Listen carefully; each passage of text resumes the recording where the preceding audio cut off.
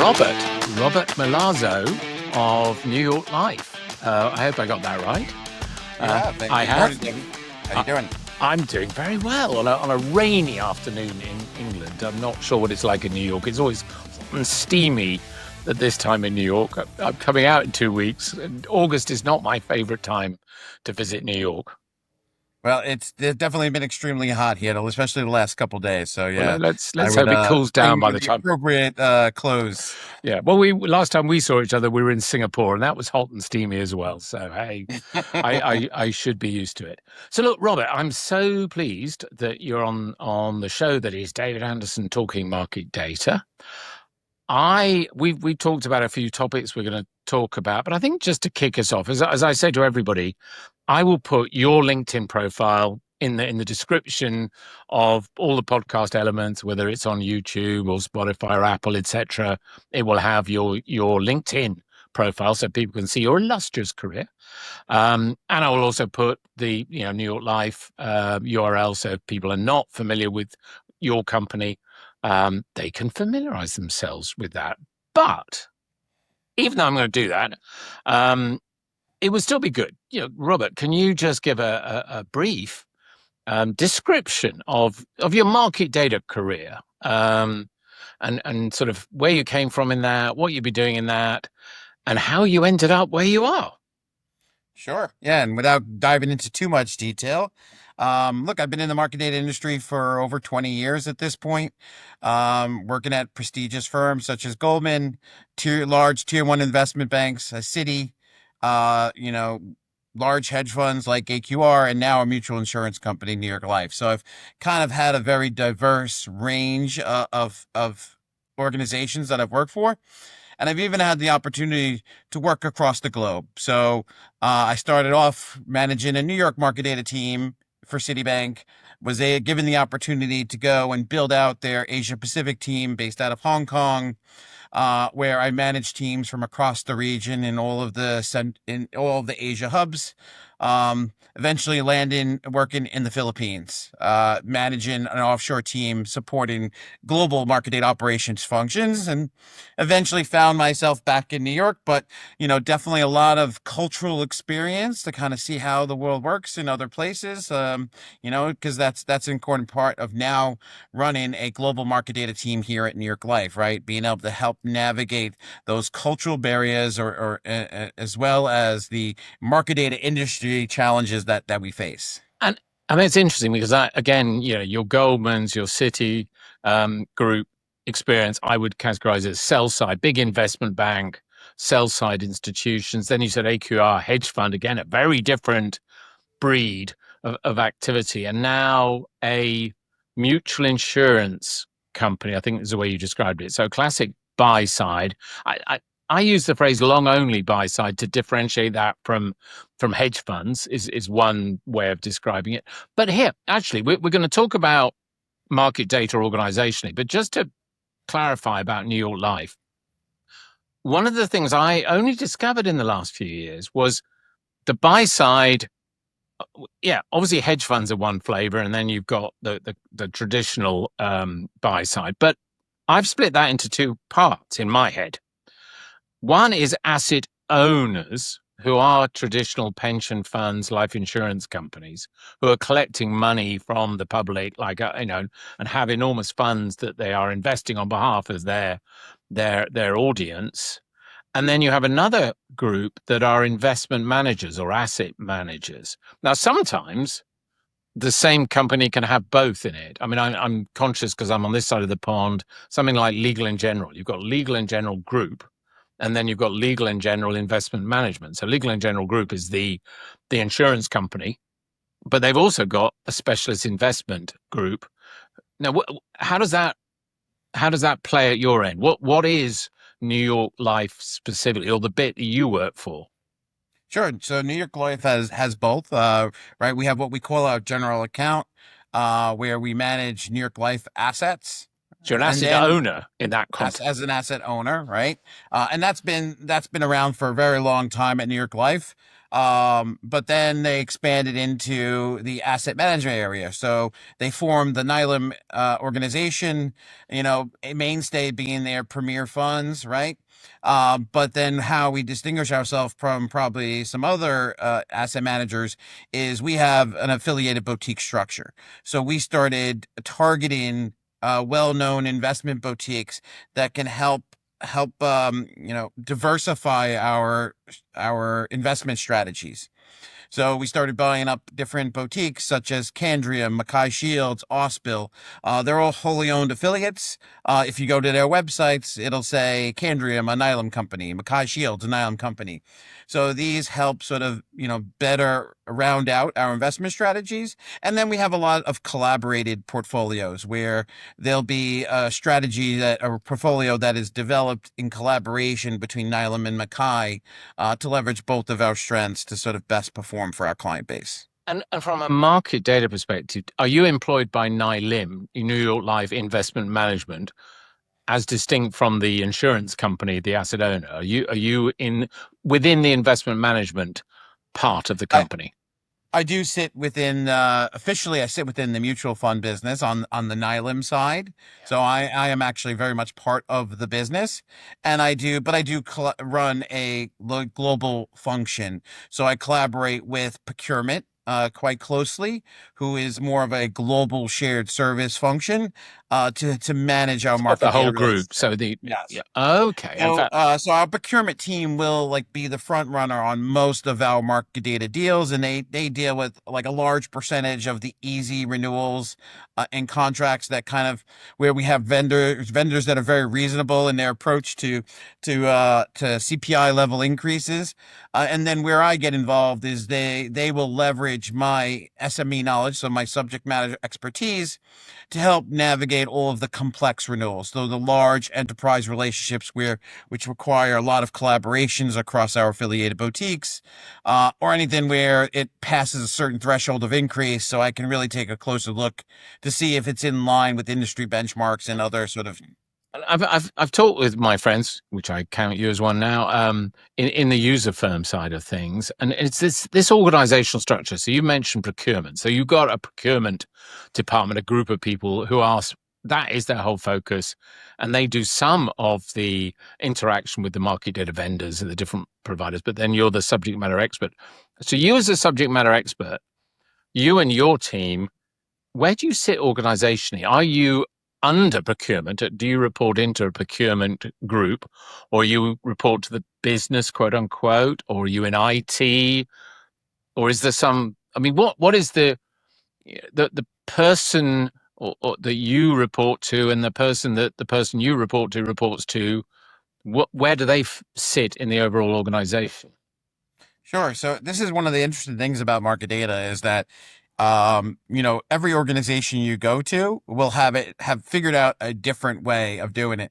And actually, the funny reference point I always give when this topic comes up with my peers is when I worked at Citibank, right, which is a huge organization. Um, we got passed around quite a bit depending on focus. So when managing costs was a big focus, we sat within finance. When technology and tools that we use in delivery, we sat in like O&T, operations and technology. And I think when I left, we were kind of part of supply chain management. So in like the procurement world. So, we did get tossed around quite a bit. I've heard that story from uh, many people. and at AQR, which is a very, tech focused organization, we sat within technology under the CTO. Okay. Kind of within the project management space. Um, and so, here at New York Life, it's kind of what I described where we sit within the business, not Right. within procurement. Although a lot of people I talk to, because I'm engaging them on renewals or new purchases, they do have that misconception that we are part of procurement. And I actually appreciate being part of the business, So I used to report directly into the COO of the nylon business, the head of the sales and distribution team. He also had like that dual hat role. But now we've kind of formed a new team, which is like a data and technology team. So it's a Right. combination of market data, the team that handles client data for like marketing materials and client reports, AI. So all of the data has been brought together under one umbrella, and then we all report into the COO I mean, of. I'm not sure you can answer this question, but I'll ask it anyway. I mean, does it matter where you report into? I mean, you've had several lives where you've had different report. I mean, is one better than another, or do you just learn to live with and work with whatever cards you're dealt? I mean, is it simple as that? Um, you know, I'm sure there's strategic advantages to wherever you sit, right? So the advantage of sitting within the business is you have much more interaction with your peers. They feel like you're on their side, not just kind of driving corporate red tape, Yeah. making more things more difficult for them. You're an advocate to kind of help make things easier on the business and get the best outcome for the business. Um, I'm sure though, when you're within a function like procurement, it would be easier is usually procurement has more weight behind it when it comes to pushing down certain mandates. Whereas I feel within, I'm providing this global function from one business, but I support other businesses that are outside. And I have to earn goodwill to kind of get everybody to play ball in certain So you're a scenarios. politician. You're a Yes. politician. Yeah, you have to be a bit of but that's big organizations for you. I there's a couple of topics that a couple of routes we're going to go down. I'm on the organizational one. One thing I definitely want to talk to you a little bit about is the whole idea of offshoring to places like Manila. But hold that thought. We'll come back to that. Don't let me forget that because I really do want to talk about that as part of the organizational structure of market data teams. But focusing on the role, you as a subject matter expert, you dealing with the more complicated, complex um, in relationships with providers, vendors, whatever. I want to sort of delve into that, and I've got a sub context as well. How is this all of this different in a buy side firm to a sell side firm? Is it different, or is it really? I mean, is it the same job? Do you find there's a difference? I mean, let me sort of tee up where I'm going with that. I mean, one of the key things that I've noticed with buy side firms, with my contacts on the market data side of buy side firms, that two of many elements they're agitated by are how they interact with the index providers and the licensing and the payment for index licensing. And the other one is how they pay for the license to do with credit ratings. Those two things um, seem to be uh, very, very angst ridden from a buy side person's. And it was one of the reasons I asked the question about asset owners versus asset managers, because with both of those index providers and credit rating agencies, aren't you negotiating with both hands tied behind your back and a sticky plaster over your? I'm being dramatic, but it's like the asset owners give you a mandate, say you need to have a fund that is the S&P 500 or the MSCI something or whatever. They give you a mandate describing it, which locks you in to having to buy the licensing for that index, and then the credit rating aren't there on the rules that say you must have at least two credit rate. I've struggled to understand. I feel sorry for you in a sense, not in a pitying way, but in a friendly way. Your hands are tied, are they not?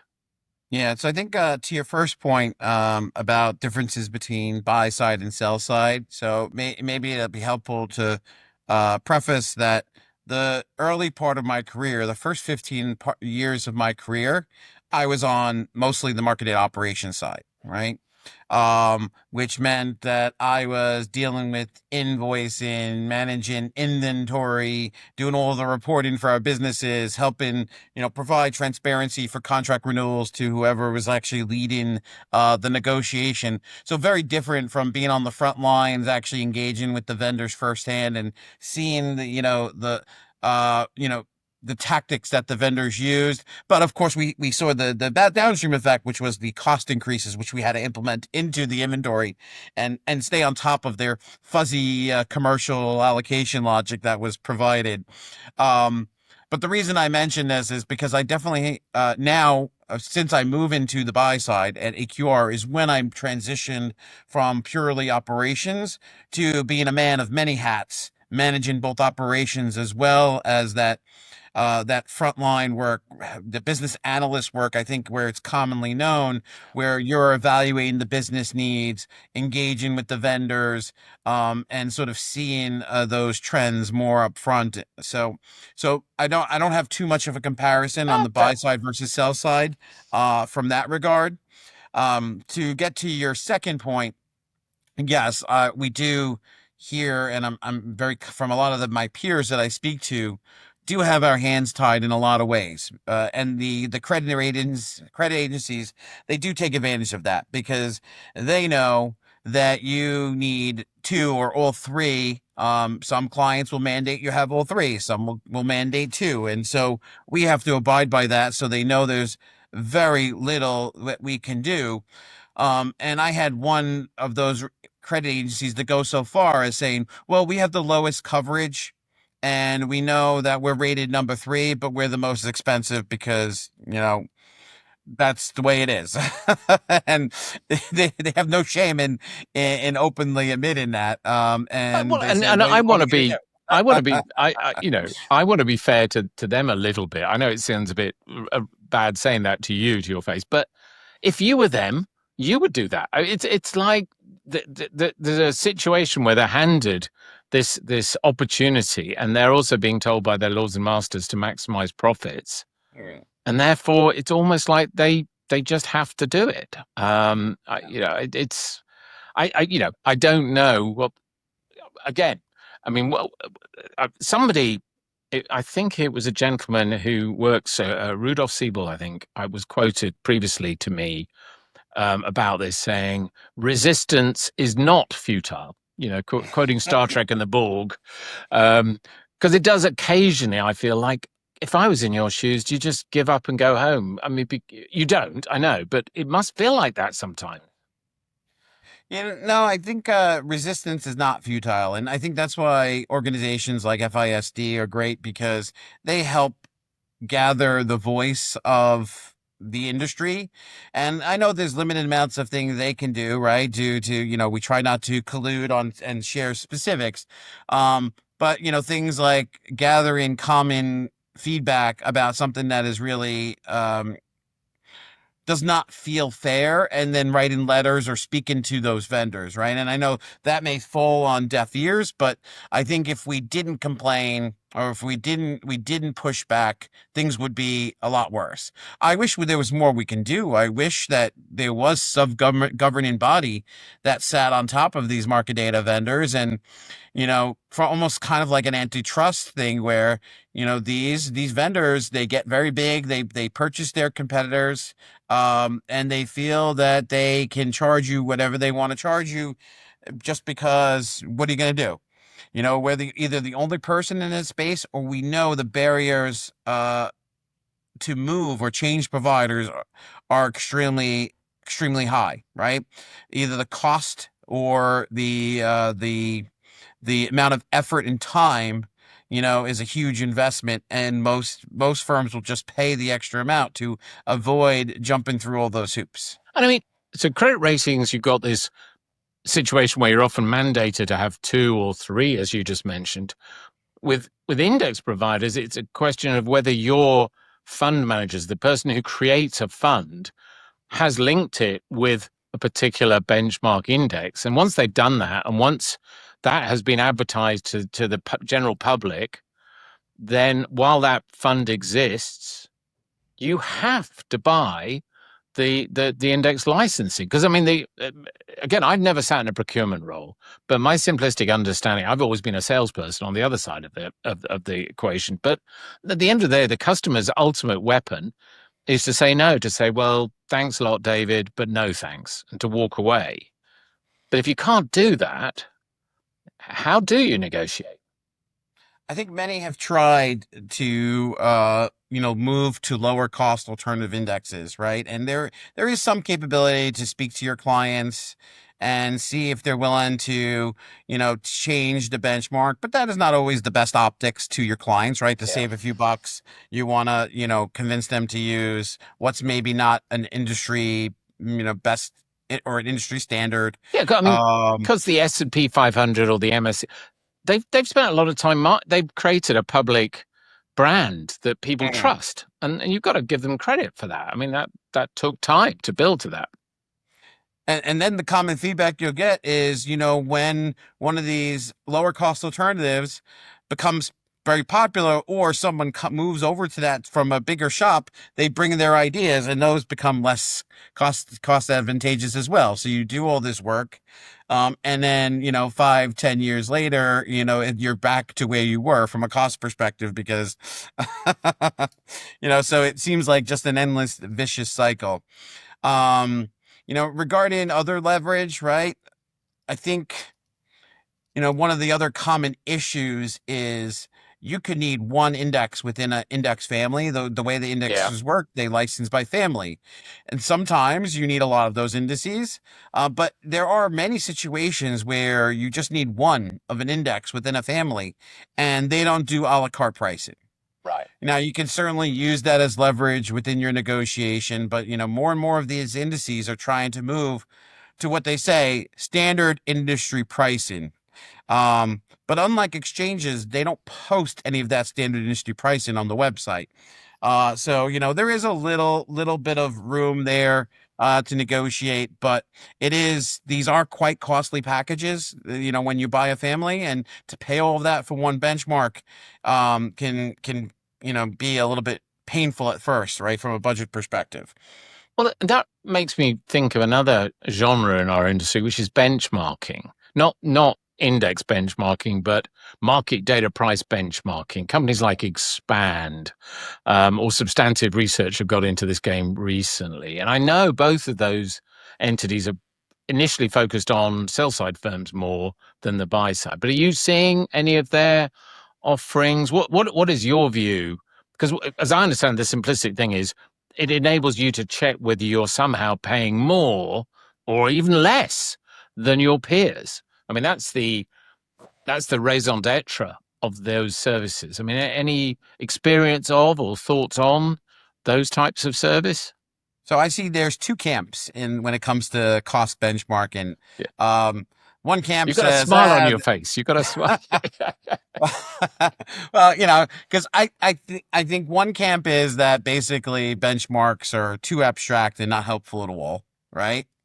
And then the other camp is, which the one I'm sitting on, is that I think they are helpful. They may not directly allow you to save money per se, right? You can't just come say, well, the benchmark cost is X, you're charging me Y. Now you're going to charge me X, right? Right. So, a lower benchmark or higher benchmark does not exactly equate to changing cost. But from a transparency perspective, and I'm a huge fan of transparency, I've been Right. striving my entire life in market data to improve the quality of my inventory, to provide the best possible transparency to my businesses so that they can understand their spend. And now this is just more metadata about their inventory. So you're currently paying this, and this is how you benchmark against your peers. So we've actually dived headfirst into benchmarking this year. We do have a relationship with Substantive. They're much newer in the industry compared to Expand, but they've been extremely helpful. And they do take a slightly different approach than Expand. I think Expand, who've been around for a while, servicing tier one investment banks, because that's I think how they initially formed through partnership with a couple of tier one investment banks. They focus on more high level benchmarking.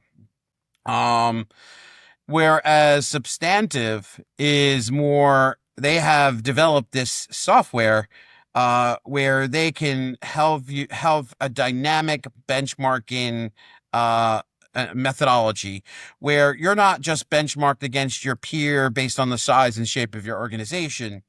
You're benchmarked against your peer based on the commercials of a particular contract. So it'll look at the number of regions, it'll look at the number of modules, it'll look at the number of users that you have tiered, and it'll look for the peers that fall within those same commercial footprint. This way, you're really kind of comparing apples to apples, right? Which is always Um, that's always the so quest.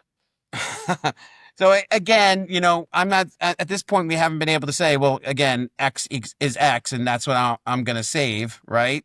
But I think our businesses have been pleased that we have integrated some dashboards into the renewal process, showing here are your spend trends. Here is how you compare against your peers. Here's our proposed strategy to negotiate this contract down, or to, maybe generate some cost avoidance because there's an extremely high renewal proposal, and it would. Well, actually, I'm guessing, and tell me if I'm picking Yeah. this up right, because funny enough, I had Mike Carrodus on one of my podcasts recently. I had Expand on it. It was Kevin Morgan from Expand on the podcast. But from what I'm picking up from you, I'm imagining that if you get this benchmarking and you see one particular scenario where the tool, the benchmarking, seems to be saying that you might be paying over the odds, then you've got another one that's telling you you're about on track, and maybe another one where you're doing better than the odds. I presume what that enables you to do is say, look, that with the one where we're paying over the odds, let's focus our attention. Let's put some more time and effort into thinking about that. You're right. You can't go in and tell that vendor that the benchmark says they should be charging you 10% less, but you know that, and therefore you're going to do everything you can. You're going to apply a lot of effort because logic would suggest that you might be able to get that one down. Whereas, is that the logic? It's almost I think I where think to it's correct, right? It's being able to focus as well as being able to communicate to senior leaders, because when we're below the benchmark, we're paying less than the benchmark, and a vendor is pushing 20% increase, and we get that 20% down to 8. 8 is not a great number. Management is not going to say, "Oh, congratulations on, achieving an 8%, increase this year," right? but you want twelve Or percent. 8% every year for the next 3 years for a 3-year deal. That may seem like a loss, but when they were pushing 20% a year for 3 years, you do shave off 12 of that, and you can show that while it's not a great final income, there was a lot of cost avoidance going from 20 to 8, and we are still below the benchmark. So it helps create the narrative for management to better understand where you are and why you're there and why you were only able to achieve what you achieved. and and that's a segue into another part of the discussion, which might take us to Manila as well. But it's obviously you're trying to cut costs of the data that you spend with different vendors. That's your job. But then you yourselves are a cost. The market data team is a cost. And what I've sort of noticed over the last few years, it's often an area that gets cut, and there are less people in market data teams than maybe there once were or whatever. And I get the sense that they're even busier. They're really busy. And just going back to that point about priorities, I'm guessing you don't have time to do everything. Yeah, there's sort of a priority list. There are some things you could spend some time on and it might get you some gains, but literally that's 15th on the list and you've got to do the other 14 first. I mean, where am I going with this? I mean, it was something that Mike Carradine said when I asked him, well, what would be really good for a market data team? If they could have one more person. So if you magically could wave that magic wand and have one or two more people, would those one or two more people pay for themselves? It really depends on the scenario, but maybe to break that down a little bit. So look, I've been for the last 15 years, one of my key focuses has been building teams from the ground up for Yeah. market data. When I worked for Citi, started off managing their U.S. team, but they sent me to Hong Kong to build an Asia Pacific team. They had people in certain locations like Hong Kong, Singapore, Australia, Tokyo, kind of supporting their countries in some way or fashion, but they weren't like managing the full scope of market data. So, my goal there was to create a centralized market data team. So grabbing those resources that they already had in place, bringing them together into a centralized team, and then establishing some standardized processes, of course, with some unique things that need to take place from a regulatory perspective for each country. And what we did is we took about 15 resources spread across 5 countries, um, and turned it into a centralized marketing team supporting 18 Asia countries for all aspects of market data. So we were able to take existing resources and do more just by having, more standardized processes, better technology under my tutelage to sort of kind of how to drive, best in class market data processes. So, you know, utilizing what you got better is Yeah. the first way to avoid spending money. It doesn't always throwing bodies at things doesn't always Right. mean better outcome. It's making sure that you have the best operational processes in place. You have, the stakeholder support needed to drive certain strategic initiatives, to get the most progress. Because if not, if you don't have support from the top, sometimes you could just spin your wheels like trying to work from the bottom up. And so you know, How, you need the best bottoms up and top down approach synergy between those two to sort of find the best outcomes. and I mean, again, not just focusing on your company, but your experience generally when you talk to peers of yours, friends of yours. How do you think the top, when I say the top, the C level, the COOs, the more senior people who aren't market data people, but ultimately who market data somehow report into in some way, how do you think they view market data? I've had a few conversations about it. It's the sort of relative seniority, the relative importance, the relevant power dynamic, if you will, of market data teams. I sometimes feel that, market data teams, oh, yeah, well done, you saved 10% last year.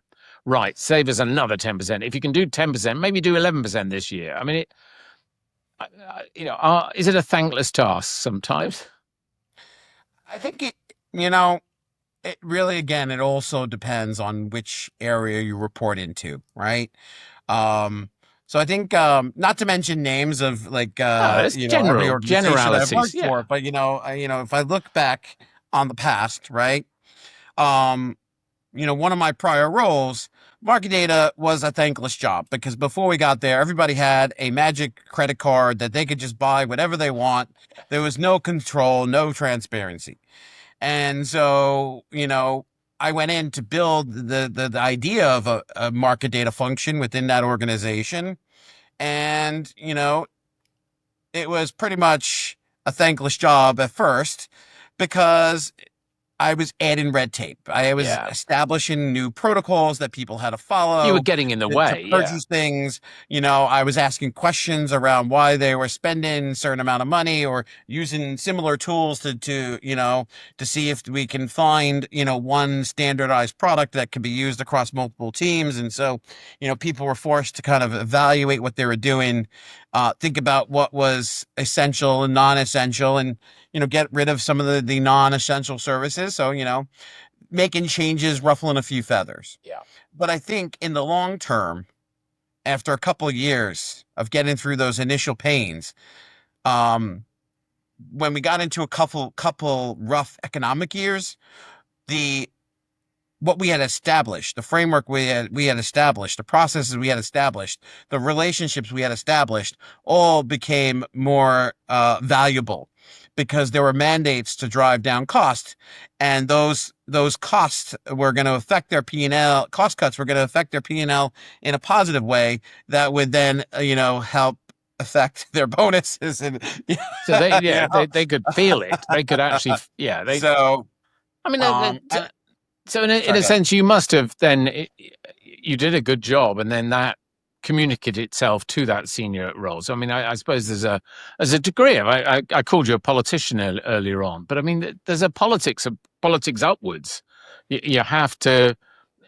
I've heard this many times from friends of mine on the customer side of the equation. You've got to get senior management buy-in because probably the people you are trying to remove services from. I mean, the classic example is get a Bloomberg terminal away from somebody who doesn't really use it, but they might be a really senior person in the organization with a lot of status.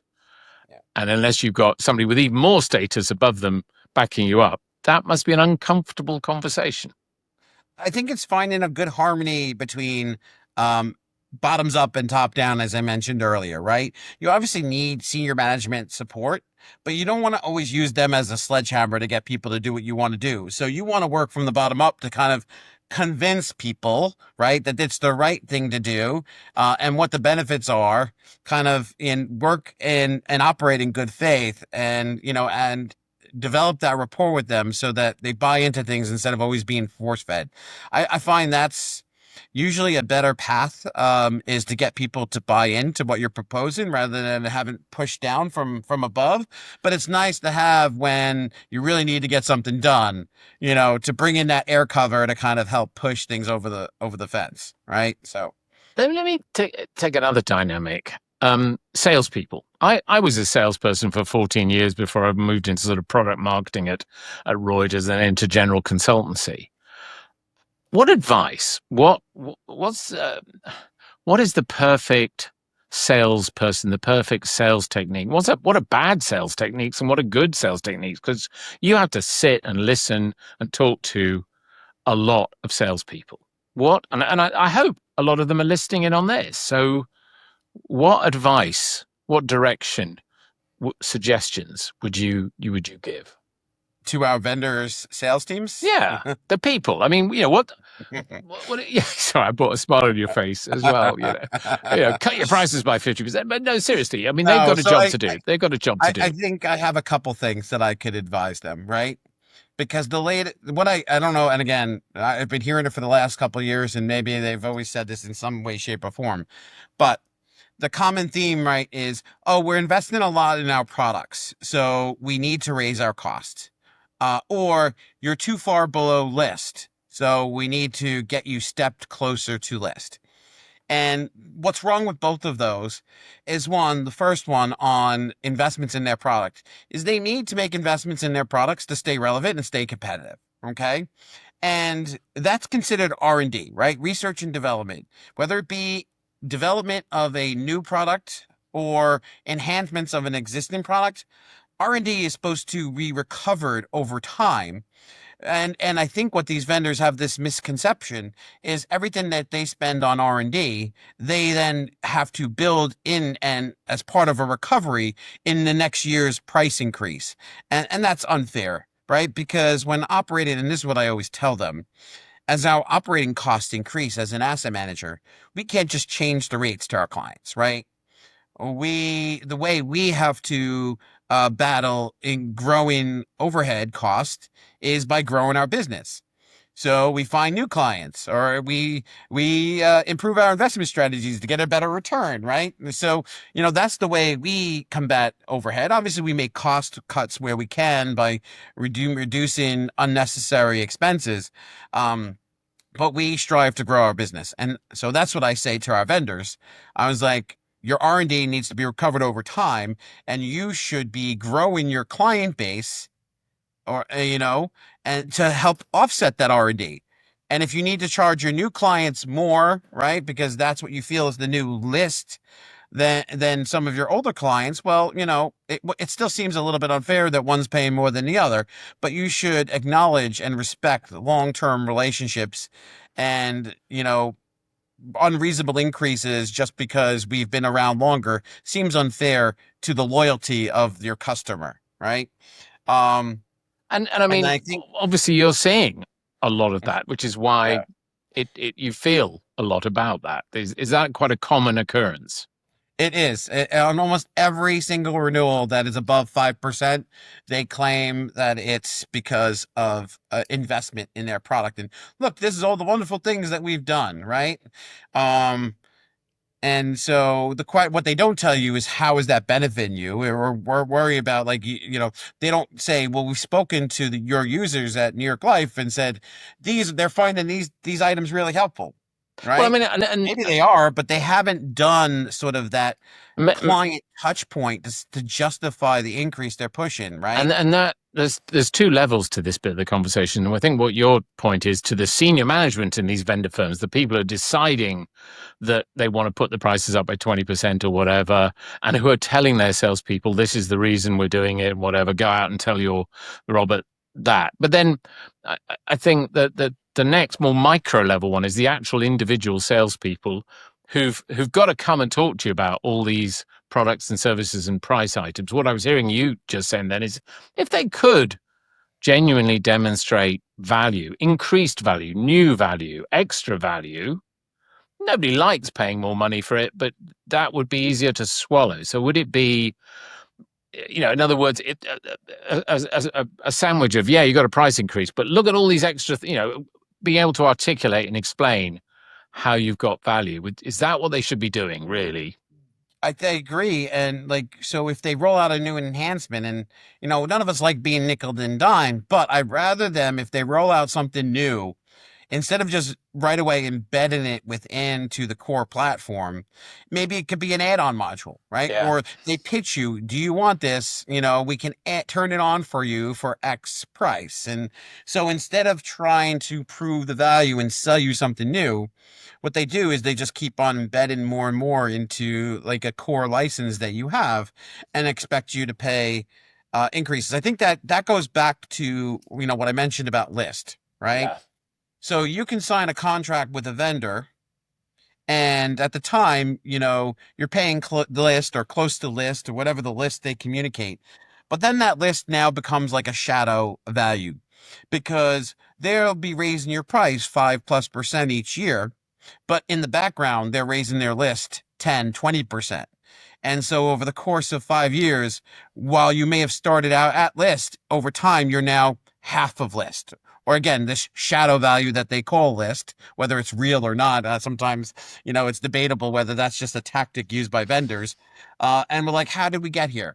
We started off this relationship paying what you originally asked. There was no mention of significant deep discounts, and we've been paying reasonable increases year over year. So how did we get to a point where now we're well below list? And again, sometimes that falls on deaf ears because they hide behind this layer of we have a pricing committee and we're being told by the pricing committee that the increases need to be X for anything under list, and we really want to help you, right? They try to like, we're your friend, we want to maintain the relationship, but our hands are tied because the pricing committee has deemed this necessary. I have some sympathy for that. That is probably the situation. They want to be your friend as the frontline salespeople. That's their job.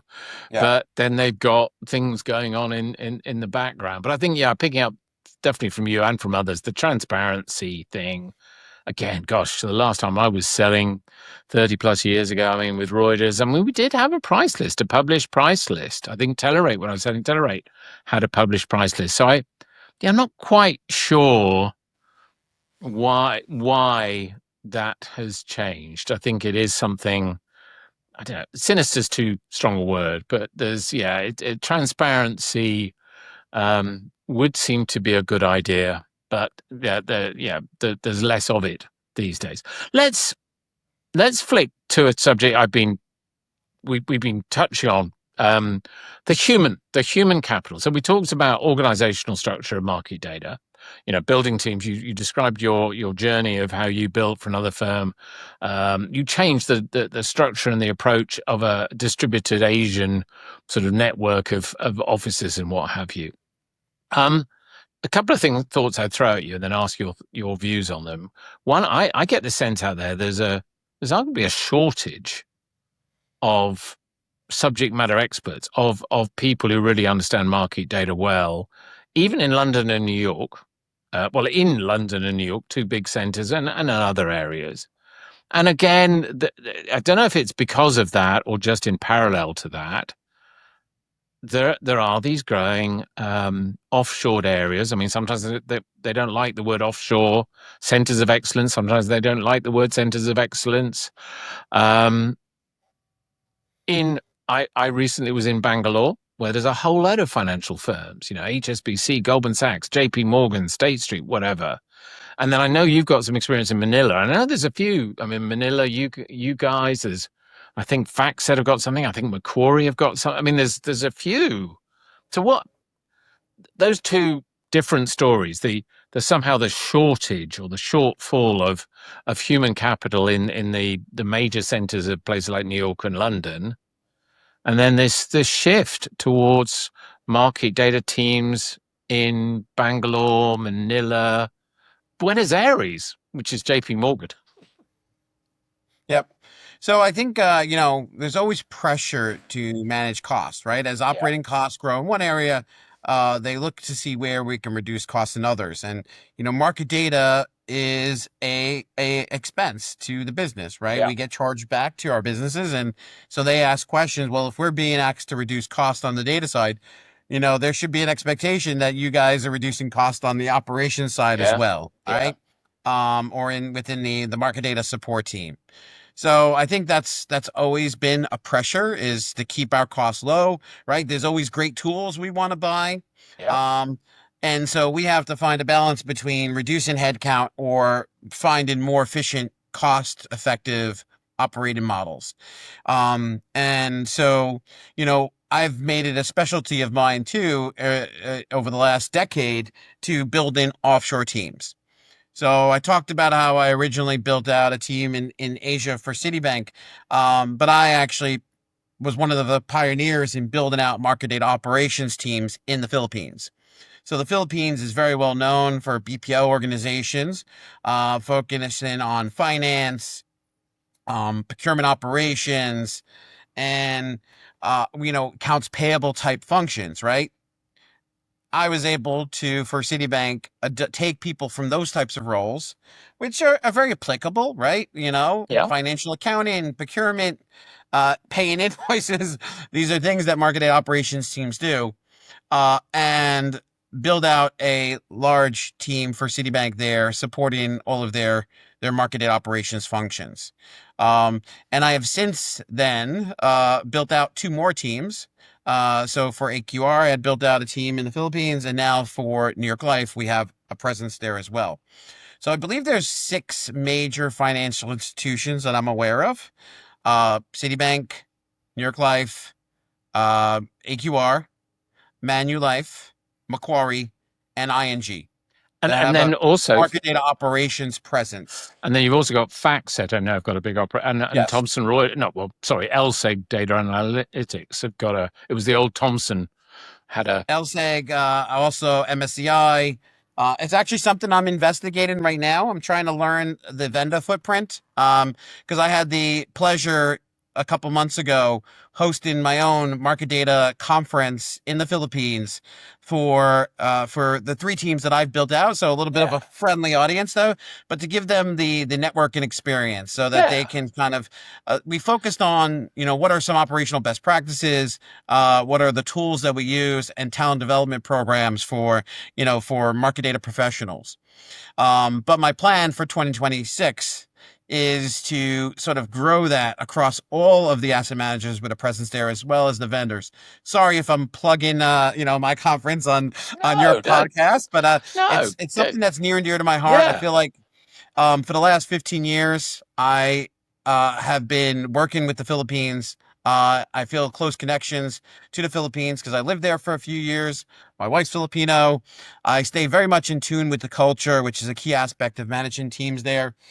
And I feel like I've gotten a lot out of it. It's been one of the proudest moments of my career, is sort of seeing people develop and grow into their roles as market data professionals. And Is even it? though I've moved on for two different roles, I still stay in contact with everybody there and see Is it how all? they've Is developed and Are all grown these into their firms roles. in close proximity? Because Manila's an enormous city, isn't it? With terrible traffic, a bit like Bangalore and its terrible traffic. But is Manila big and sprawling and So I think the majority of them will be in 2 different areas. You have Makati, which is like the central business right? district, and then BGC, which is the newer sort of growing central business district. And the funny thing is, if there was absolutely no traffic, you can probably drive between the two in to 10 minutes. Uh, But But traffic in places like the Philippines and India, you probably have commonly heard, can be a nightmare, particularly during rain or Friday afternoons. yeah, yeah. And so, it can take time, and there's not But a lot of let me public transportation. So, it does make getting between those two sites. So they try to centralize things into a specific area so that people can interact. Um, I think it's good that there are, places like Bangalore, which I've been to, and I've heard a lot about Manila, that you start to build up a whole community because I think at the end of the day, you don't want people to leave your company, but if there's a natural flow of people between the different organizations, I mean, that's healthy. That's how an economy works by sort of people coming and going. But there is one potential downside to this that I've heard about, which is when you're sitting in New York or London and you've offshored, and I hope I'm not being patronizing or condescending here. Frankly, the more junior roles initially out to India or the Philippines or whatever. But then Indian people, Filipino people, being clever people grow in those roles and they develop and they become more experienced and they become quite valuable in those roles. But they're in Manila or Bangalore. And actually, when you've got vacancies in London or New York because somebody more senior has moved on, you haven't got that little group of people in New York or London that have been developed in a more junior role to pop into the mid-level senior roles because they're in Manila and Bangalore. Just something somebody said to me that yeah. it creates a bit of a problem for the future for the people for the mid-level roles in New York and London. Yeah, I think, look, when I start these teams, I always start where the easiest task, obviously, and then Yeah, try to upskill them and grow to the more complicated tasks. I think the sky's the limit, right? I think that the capability is there, the knowledge is there, the English language skills are yeah, there, that they can do everything that I can do potentially, right? Well, the thing that they lack is the engagement, right? They're yeah. not there, boots on the ground, shaking hands, rubbing elbows with the vendors, with the stakeholders. And so that sets them at a disadvantage. And a lot of times we tend to exclude our operations teams on those calls. One, because of time zone differences, or you don't want to distract them from the BAU tasks, right? Because we all have our role to play, and their role is kind of siloed to operational tasks like invoicing, contract renewals. And I try to keep my team as well informed. I meet with them. I have daily stand-up sessions with them to kind of be able to provide whatever support on anything they need. I have a weekly team meeting, and I welcome I have a virtual open door policy that, anytime someone wants to talk about a certain topic or needs help or guidance, I'm here both professionally as well as personally to kind Yeah. of engage them on anything that they think that they need help with. But I really think because they're just in another location, they never really get to meet the business. They are put at a disadvantage, and would make it very difficult for one of them to transition from a role there to a role here to sort of replace someone that's moved Well, on. also, I mean, the cost of living in a London, New York compared, you'd have to pay them vast sums more. I suppose, I mean, you've just identified something because I was almost thinking, well, they could grow in seniority, in Manila, in Bangalore, and I know they have. I know there are much more senior people in those places now who've been there for 10, 15 years, and they're now performing senior functions. So that in a sense, you know, the quantities of people in London and New York could go down, should go down, and the quantities in Bangalore and Manila go up. But that last point, I don't know how you address that Well, physical distance issue. so someone has addressed it. Oh I yeah, actually just recently met with uh, one of the other firms who built the team in Manila. I'm not going to mention the firm's name. Um, but I've been meeting with people to talk about the market data exchange conference yeah. that I'm forming. So I've been meeting with the teams that I haven't built, and one of the members of the team in the Philippines is actually moving to the UK to fill a role. So that So I don't know if that's because I didn't ask the details, if one of his peers left and he's going to backfill the spot, or if they recognize the talent and they wanted additional boots on the ground. But it's not like it's impossible, right? I think It's all about having the right talent development programs to upskill your staff, having the right internal mobility opportunities where people can apply, and people apply for roles outside of country all the time, Yeah, right? no, Look, when I left the Philippines 10 years ago, I didn't want to let go of Southeast Asia. I love the culture, I love the location, and I'd have to say for a good majority of the time when I first moved back to New York, I was trying to figure out ways to clone myself back to Asia. I have since then accepted my fate as a fate as a New Yorker.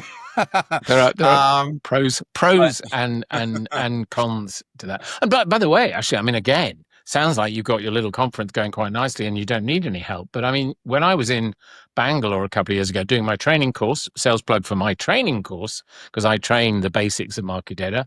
But then I thought I was there, and I did an FISD event in Bangalore, and we had 150 people turning up. It was the first event they'd done, and there were loads of, and they flew in from all over India to that. So my good friend and colleague Peter Tierney, who I think he was in Asia Pac, based out there. Yeah, maybe you tap on his shoulder and say, "Could you do something with an FISD Manila?" I don't know. Thinking aloud. It's an yeah, I was interest. talking to a lot of them at Asia FIC, a lot of the FISD folks, and they were very supportive. I They were like it's seeing if there's any way that we can leverage contacts or see how they can provide support and how they plan venues and leverage maybe some of the yeah. contacts or processes that they followed in the I past, because some of that becomes logistical nightmares too, finding a venue, planning all the I know. logistics of the agenda and the attendees and There's the guest speakers and all that. no. It's You been must there. know from planning this podcast, it's Yeah. not Well. Also, always like easy. It's not just like hopping on the phone and I've there's a lot of prep work that I'm sure goes into it post I have, production. and I still am running FISD events all around the world, and So I know what it's like. It's look, Robert, I knew this was going to happen. We're at 55 minutes and 56:03 minutes and seconds. I always ask my guests at this point. We run out of time, but were there a couple of things that you were burning to say, burning to share with the world that have not been said, that need to be said? Robert, what final thoughts do you want to share with the audience?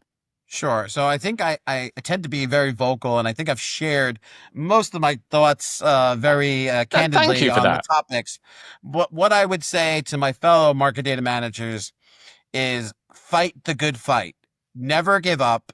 The vendors can be ruthless. The vendors will kind of push harder and harder, and we just need to push back. And even though it may seem like a thankless job at times, or the results may not always be what you want, you have to fight the good fight, because if not, the vendors will pounce on that opportunity, and what we agree to today here they'll try to get other people to agree to. So I actually mentioned this at one of the substantive forums that we had.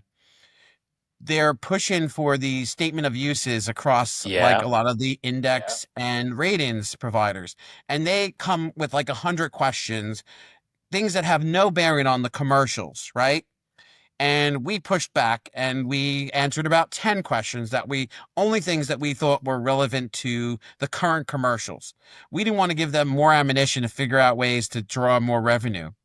But I'm sure there's people that answered all 100. And then they use that as pressure to say, well, most of your peers have provided this information.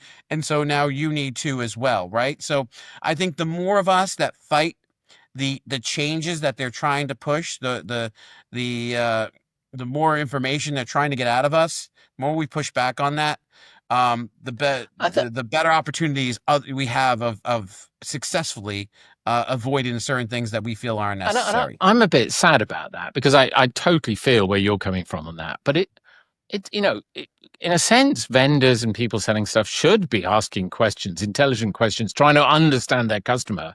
That normally is a good thing, because then if you understand your customer well, you can go away and create products and services and price them at the right price point. So that should, in a normal circumstance, be a good thing. But somehow in our industry, the way you feel about it and others feel about it, that somehow, yeah, that vendors, exchanges, all these different players are asking all these questions is actually to your detriment. It's Yeah. yeah, that That feels like a market that's slightly broken because it Yeah, should because be. they peruse your websites, they look at your marketing materials, they'll take the questions you ask where they'll actually ask about clients, what your client, who are your clients, and they do that so they can then go explore those client websites and see if somehow data is getting downstream to clients. Well, not through you, maybe, but maybe there's a fund, there is a pension fund that has multiple asset managers and trying to figure out, well, how are they getting this data? Because they don't have a direct agreement with us, so someone must be sharing it I know, downstream. and it's a sad theme to finish it, but there is a still this breakdown of trust. There's still a distrust on, and Right. I know when I talk to a lot of the vendor firms and exchanges, there's also some distrust there as well. So it's yeah, there are some issues out there in the marketplace. You know, maybe a podcast like this, maybe what FISD is doing. You know, was it talk, not war? You know, somehow talk some of these things through. There's no magic answers. Look, Robert, it's been a pleasure. And we've raced through the hour. We're over the hour now. So I'm going to sadly draw this to a conclusion and say a massive thank you to you there in New York. Keep it cool in New York for the next 2 weeks when I come out. Will do. And thank you so much for inviting me. It's been a pleasure. And wow, the hour went by so quickly. It's amazing once you get talking how quickly Exactly. it can go by. There's I lots to. wish you the best of luck with your endeavor on this podcast, right? I think it's a great forum for speaking one-on-one about these topics and sort of getting our voices to a wider audience. So I look forward to seeing the video.